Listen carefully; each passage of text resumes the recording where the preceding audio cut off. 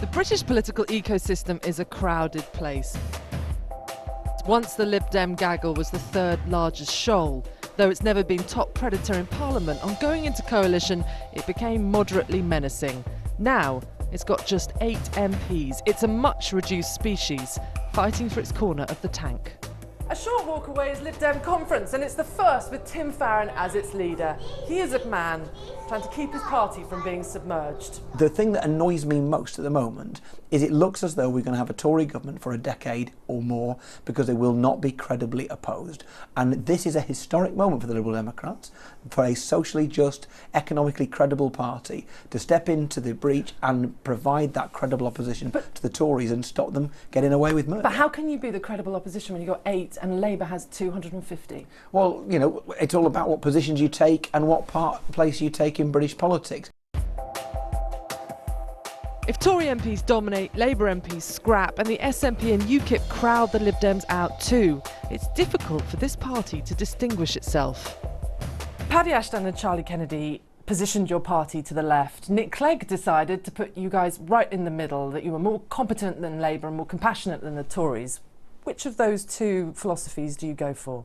We are going to step up where the Labour Party have now vacated. So we're a party that says we want a strong NHS, we want decent social housing and more of it. But you were saying all of this in 2015. And People at home will be thinking... I mean, if you're asking me to repudiate the coalition and say everything has changed, what we've seen... I'm asking for a strategy that will be more successful than it was in 2015. My strategy is to take the Liberal Democrats into historic space, to understand that in the past, maybe not so far, well, a century ago indeed, one progressive party blew their chance and another progressive party took that chance. This might be that moment again. I will take that chance.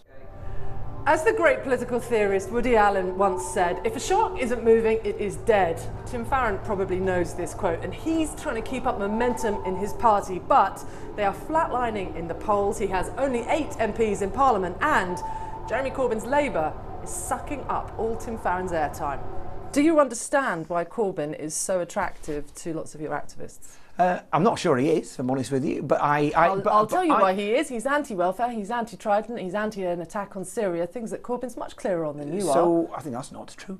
I mean, why not? So for example, I mean, I was happy to take Jeremy Corbyn to Calais to meet the people I met in August, long before any other politicians were talking about this.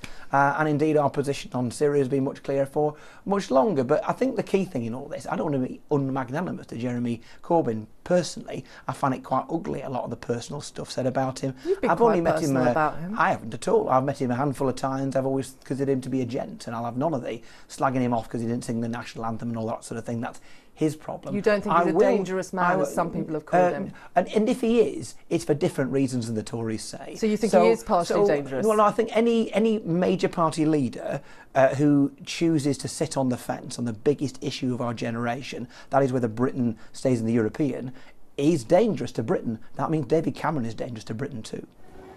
Liberals have been floating around Britain's waters for a very long time, and they live on partly because they're hard. Key to survival is the idea they're neither Tories nor Labour, but Tim Farron has always been thought to be closer to the left than the right. Are you a party that's on the centre ground and it's not quite clear how distinctive you are, or are you somewhere else? Would you say you're a man of the centre left? Yeah. But you know, I don't like the kind of black and white construct that puts you in, because so much of politics is about liberal versus authoritarian, and there are many in the Labour Party who may well be on the left, but they're very authoritarian as well. Jeremy Corbyn and David Cameron, who would you say you're nearer to? I'm not going to answer that question. I mean, why not? What have you got to hide? They both have weaknesses, and I'm sure they both have strengths. But so I mean, to be perfectly honest, I'm in a situation, you wouldn't ask David Cameron that question, you wouldn't ask Jeremy Corbyn that question, and maybe that's our failure that you feel you need to ask it.